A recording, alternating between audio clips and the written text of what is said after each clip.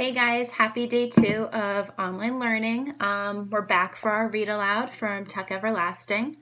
I'm going to post some information along with this video on our Google Classroom, so please make sure that you're looking at that information as well. This will give you a little bit more insight into what we're doing tomorrow as a class. Alrighty? We're on chapter 21 now, so this is chapter 21 of Tuck Everlasting. Winnie pulled her little rocking chair up to her bedroom window and sat down. The rocking chair had been given to her when she was very small, but she still squeezed into it sometimes, when no one was looking, because the rocking made her almost remember something pleasant, something soothing, that would never quite come up to the surface of her mind. And tonight, she wanted to be soothed. The constable had brought her home. They had seized her at once, flinging the gate open and swooping down on her, her mother weeping, her father speechless, hugging her to him, her grandmother babbling with excitement.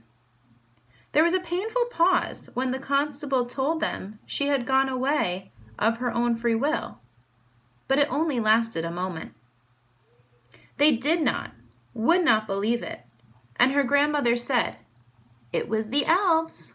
We heard them. They must have bewitched her." And so they had borne her into the house, and after she had taken the bath they insisted upon, they fed and petted her, and refused with little laughs and murmurs to accept the answers to their questions. She had gone away with the Tucks because, well, she wanted to. The Tucks had been very kind to her, had given her flapjacks, taken her fishing. The Tucks were good and gentle people. All this would have been swept away in any case, however, this good impression of her friends, which she was trying to create, when she told them what had happened to the man in the yellow suit. Had they really given him the woods in exchange for finding her? They had. Well, perhaps he wouldn't want it now. May had hit him in the head with the shotgun, and he was very sick. They received this news with mingling hope and horror, and her father said, "I suppose the wood will be ours again if that man should, that is, if he doesn't." "You mean dies," Winnie said flatly, and they had sat back, shocked. Soon after, they put her to bed with many kisses. But they peered at her anxiously over their shoulders as they tiptoed out of her bedroom, as if they had sensed that she was different now from what she had been before, as if some part of her had slipped away.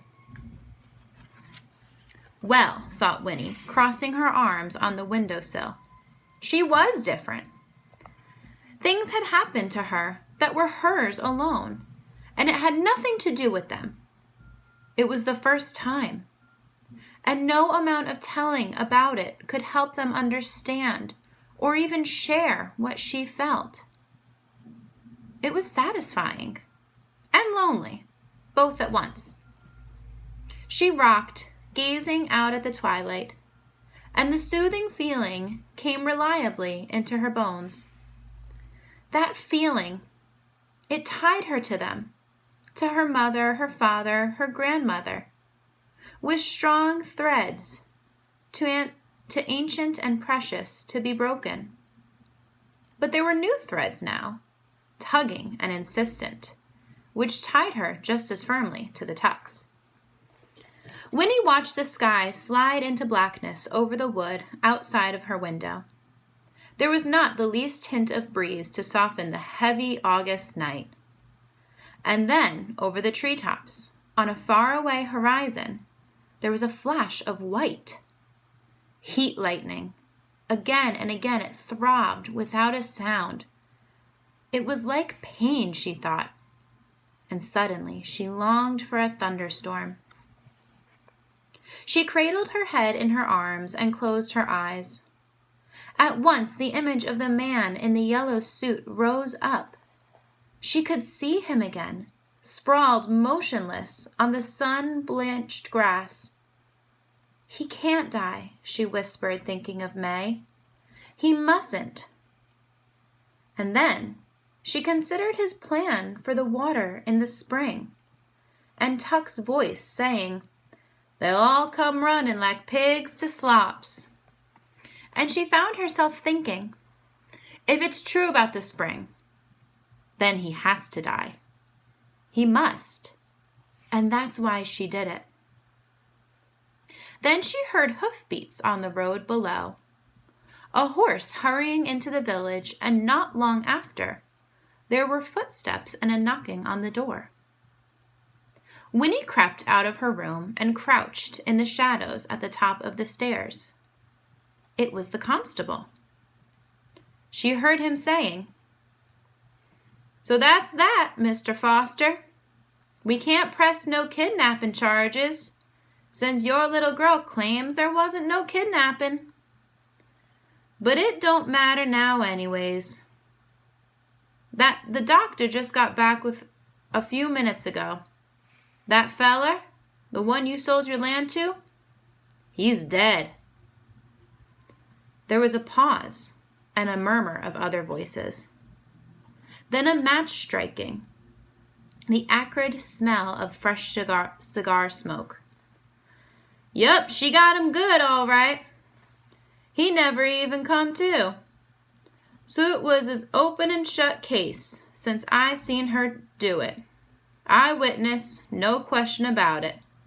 They'll hang her for sure." Winnie went back into her room and climbed into bed. She lay in the darkness, propped up the pillows, and stared at the lighter square of the window, at the heat lightning throbbing. It was like pain, she thought again, a dull pain on the fringes of the sky. May had killed the man in the yellow suit, and she had meant to kill him. Winnie had killed a wasp once, in fear and anger, just in time to spare herself a stinging. She had slammed at the wasp with a heavy book and killed it, and then, seeing its body broken, the thin wings stilled, and she had wished it were alive still. She had wept for the wasp. Was May weeping now for the man in the yellow suit? In spite of her wish to spare the world, did she wish that he were alive again?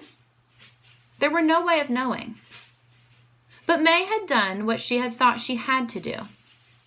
Winnie closed her eyes to shut out the silent pulsing of the lightning. Now she would have to do something.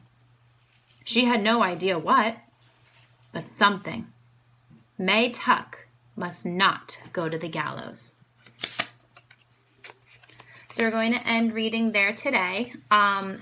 What I want maybe you guys to be thinking about as we continue reading is, do you think that May killing the man in the yellow suit makes her a person who really saved a lot of people, or does it make her a bad person? Like I said before, please make sure to note the description when I post this to our Google Classroom. That way you know what I'm expecting of everyone for tomorrow. All right? Have a good night, everyone. Bye.